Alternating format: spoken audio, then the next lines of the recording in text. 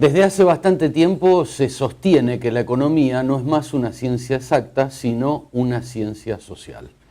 Por este tema digo, está mezclado, ¿no? Lo que puede llegar a ser el voto cuota, el voto de inclusión social, lo que fue en una oportunidad el voto cuota, hoy el voto de inclusión social, cuando en realidad a Cristina Kirchner la votaron sectores incluidos. Este es el tema. Guillermo Oliveto, gracias por haber venido. No, de nada, acá estamos. Bueno, ¿cómo entendemos, Guillermo, esta parte? Digo, ¿cómo articular lo exacto con lo social, no? Sí, me parece, Jorge, que ahí hay algo que, sobre todo a partir del estallido de Lehman Brothers, comienza a quedar bastante claro, porque Estados Unidos tenía una enorme cantidad de indicadores estadísticos y sin embargo no pudieron prever lo que iba a pasar y el desastre que eso generó luego socialmente. Hoy, con una tasa de desempleo del orden del 9% que no la pueden bajar y que tiene enormes implicancias en lo político. Nosotros habíamos visto ya ese proceso en el año 2001, en el año 2000 y sobre todo en el estallido del 2002. Creo que yo alguna vez publiqué una columna de opinión donde decía que la Argentina ya no atrasa, sino que adelanta, porque de algún modo lo que estábamos viviendo en estos momentos en el mundo, nosotros ya pasamos por ahí, ¿no? Y comprendimos que hay variables de la economía que hoy dominan la agenda de la gente. Desde mi punto de vista, la número uno es el empleo. Un país que supo pasar por una tasa de desempleo de 25% y comprende la importancia que tiene el empleo, y yo creo que ahí hay una enorme parte de la explicación de lo que ha sido el resultado de la elección tan contundente. Muchos decían voto cuota. Mi lectura es, me parece que es simplificar y poner como muy lineal, hablar solo de porque pueden comprar el plasma. Me parece que hay algo que antecede eso, Jorge, que es el trabajo es algo que permite tener un proyecto, es algo que permite tener dignidad, es algo que quien lo perdió y lo vuelve a recuperar sabe verdaderamente el valor que tiene. Y esto es algo que hoy está viendo España, que está viendo Irlanda, que está viendo Italia, que lo está viendo el mundo entero, ¿no? Algo que en su momento parecía que, bueno, como había para todos, en principio no era tan gravitante. Este mundo de hoy tiene mucho más claro, y sobre todo las imágenes que llegaron las semanas anteriores a las elecciones. Londres incendiado, una de las capitales del mundo prendida a fuego. ¿Quién lo iba a creer, Guillermo? ¿Quién lo iba a creer? Por jóvenes que lo que reclaman es fundamentalmente, quiero un proyecto, quiero trabajo, quiero inclusión social. Chile. Bueno, Chile, el tema de la educación, que también es eso, ¿no? Porque hay una educación de primer nivel, pero solo para aquellos que ya hayan nacido en una cuna de más o menos un buen nivel económico, si no realmente es muy difícil acceder a ella. Entonces me parece que hay una cantidad de factores que yo lo sinteticé con esta idea de finalmente la inclusión y el vínculo que tiene la inclusión con la dignidad, que es comprender al ser humano, comprender a la persona más allá de la mera cuestión económica, pero teniendo plena conciencia de cómo impacta lo económico en cuestiones que hacen a su autoestima, que hacen a su sentimiento de, bueno, soy alguien importante para esta sociedad. Uh-huh.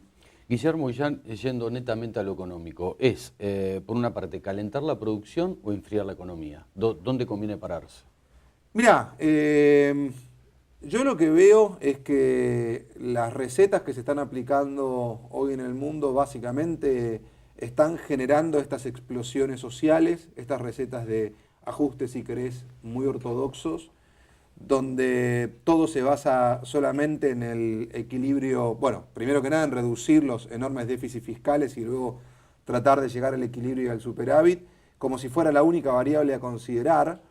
Creo que, volviendo a lo que señalábamos antes, en función de la importancia que el empleo tiene hoy desde el punto de vista social y lo que esto conecta con la capacidad de gobernar los países y con la capacidad de que las sociedades más o menos puedan vivir de un modo razonable y convivir,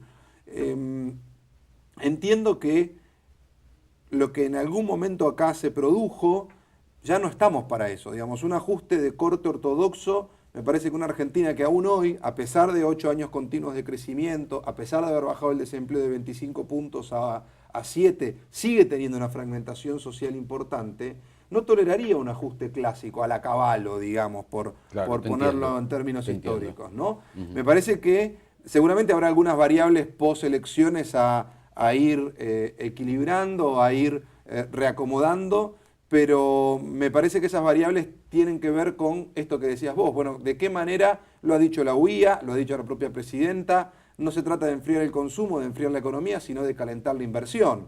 Y esto es lo que permitiría volver a equilibrar las curvas de oferta y demanda e ir lentamente morigerando la inflación y pudiendo también permitir que las empresas puedan ir recuperando algo de la competitividad que perdieron en el último tiempo, donde el dólar por ahí no acompañó del todo el proceso inflacionario. Pero me parece que lo que está claro, y la Argentina lo aprendió en su gran crisis, es que cortar y no mirar cuáles son los daños colaterales y que pase lo que tenga que pasar, me parece que es algo muy peligroso y que en estos momentos el país no está para eso y la gente claramente no votó eso. Uh-huh. Guillermo, ¿qué diferencia hay entre el consumismo de hoy y lo que fue la década del 90 con esto del 2x1, etcétera, etcétera, para recordar un momento de nuestra historia reciente? Digo, ¿hay alguna diferencia entre estos dos momentos? Sí, yo creo, Jorge, que hay dos grandes diferencias. Una, que cuando uno mira la década de los 90, cuando Menem es reelecto, en 1995, la tasa de desempleo era de 18%. Lo que queda claro en ese análisis es que en ese momento el desempleo no estaba en la agenda cotidiana y parecía ser un tema, bueno, de las fábricas que iban cerrando en San Martín, de algunos desempleados que iban quedando en distintos lugares del país, de la pobreza que estaba en el noroeste, en el noreste del país, pero que no parecía verse en lo cotidiano de la ciudad de Buenos Aires, de algunos sectores del conurbano que podían estar en una situación más acomodada. En aquel momento, esa capacidad de consumo exacerbada que tuvo la Argentina, en ese 1 a 1 éramos ricos en París, digo, algo que cada uno lo habrá disfrutado como pudo, digo, pero parecía no ser demasiado sostenible y sustentable, aunque en aquel momento creíamos que sí. En un punto tuvo mucho que ver de vivir de prestado y de vender muchas de las cosas que teníamos. Además, hubo sí una oleada muy importante de inversiones que generó mucha infraestructura. Hoy parecería que esta nueva riqueza que tiene la gente en la mano a partir de lo que va generando el país, y que se traduce en ingresos, que se traduce en capacidad de consumo, que se traduce en tranquilidad de que voy a seguir teniendo empleo porque mi fábrica o mi empresa anda bien, o la empresa en la que yo trabajo, parecería ser más genuina, que tiene que ver con que lo que Argentina tiene para vender hoy vale mucho más que antes, porque el mundo es otro, porque el desarrollo de las potencias emergentes ha hecho que los commodities, no solo los nuestros, sino también los que vende Chile, los que vende Brasil, los que vende Uruguay, los que vende Perú, es un movimiento en general que se está dando en toda Latinoamérica, los commodities tienen hoy un valor mucho mayor porque el mundo necesita comprar lo que Latinoamérica tiene para vender. Y Argentina queda en Latinoamérica, entonces es como que de pronto algo que vos producías o que algo que generabas empieza a tener mucho más valor que antes. Es mucha más genuina esa riqueza que aquella de solo pedir prestado y que algún día se te corta el chorro y vuela todo por el aire, como nos pasó a nosotros y como le está pasando ahora, o como pasó en Estados Unidos, como pasó en Europa, ¿no? Sí, sí, por supuesto. Guillermo, de acuerdo a esto que estamos hablando, ¿el crédito en nuestro país es para el que tiene? Que es la queja de muchos sectores, ¿no? Puntualmente el crédito hipotecario. Muchos se quejan de que se ofrece, pero no acceden. Sí, creo que ese es uno de las grandes asignaturas pendientes de lo que fue este proceso de recuperación de la Argentina luego de la crisis. Hoy hay mucho crédito de lo que comúnmente se llama corto y de bajo monto. El máximo crédito es en la industria automotriz y así todo. Para comprarte un auto, el 30% de los autos solamente se compra a crédito y el 70% se compra cash. Luego sí hay crédito en otro bien que está en un boom también, como son las motos. Ahí sí se compra mucho en planes de cuotas, también en electrodomésticos. Pero el gran ausente de todo este boom de consumo del año 2010, luego de la crisis del 2009 y demás, y de todo el proceso 2003 hasta aquí, es el crédito hipotecario. Hoy las operaciones inmobiliarias con crédito hipotecario creo que no llegan al 5 o 6%, están realmente en un nivel muy bajo, muy lejos del 20 y tanto por ciento que llegaron en algún momento de la década de los 90, y la clase media siente que se devuelve, salvo que tenga algún inmueble previo que pueda vender, prácticamente imposible llegar a comprarse su vivienda. Me parece que seguramente este sería un factor que si se diera, cambiaría mucho el escenario del consumo porque volvería a poner un proyecto en mediano plazo y una capacidad de invertir en algo que va un poquito más allá de lo que vemos hoy, que son consumos más de corto plazo. Digamos que el bien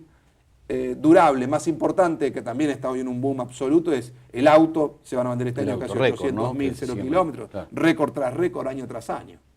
Seguro. Volvemos un poco a relacionar la economía con la sociedad o con lo sociológico. ¿Cómo no?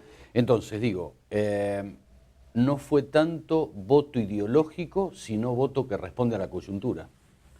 Mira, me parece que hay una mezcla. Creo que... Yo digo, lo relaciono, Guillermo, por la crisis también de los partidos políticos, ¿no? Sí, me parece que, a ver, hay una mezcla de factores. Digamos, creo que uno no puede analizar una elección mucho más con este nivel de contundencia, porque si uno repasa el análisis, básicamente es Cristina ganó en todos lados, en todas las clases sociales, en todos los perfiles económicos, algo que realmente sorprendió a mucha gente. Era esperable que ganara en ciertos lugares, pero que no hiciera tan buena elección en algunos lugares vinculados al campo, o vinculados a sectores de nivel socioeconómico muy alto que parecían estar muy en contra de las políticas del gobierno y demás. Y sin embargo, esta es como la sorpresa en cuanto al análisis. Por eso me parece que hay una multiplicidad de factores. De todas maneras, yo lo resumiría en 4. A ver. Creo que, insisto, el número 1 tiene que ver con el empleo. A mí me parece el punto fundamental. El segundo es la consecuencia que genera el empleo, que es la capacidad de consumir. Y consumir es vivir una vida cotidiana razonablemente agradable, que digamos, junto con los amigos comemos un asado el domingo, digo, porque a veces parece que algunos han puesto el consumo como si fuera una mala palabra. Perdón, digo, probá un país sin consumo, que ya lo tuvimos en el 99, 2000, 2001, y fíjate de qué se trata, ¿no? El tercer vector creo que es la memoria, y creo que la memoria además fue alimentada o retroalimentada por las imágenes que nos vienen llegando del mundo desde el año 2008, lo que está pasando en España. No perdamos de vista que muchos argentinos se fueron a España en la crisis. Hoy son los que llaman por teléfono contando lo que pasa o te escriben por el chat. Ya no es lo que sale en los diarios, es lo que tus propios parientes o amigos o familiares cercanos te dicen, y muchos quieren volver. Y el cuarto es esperanza.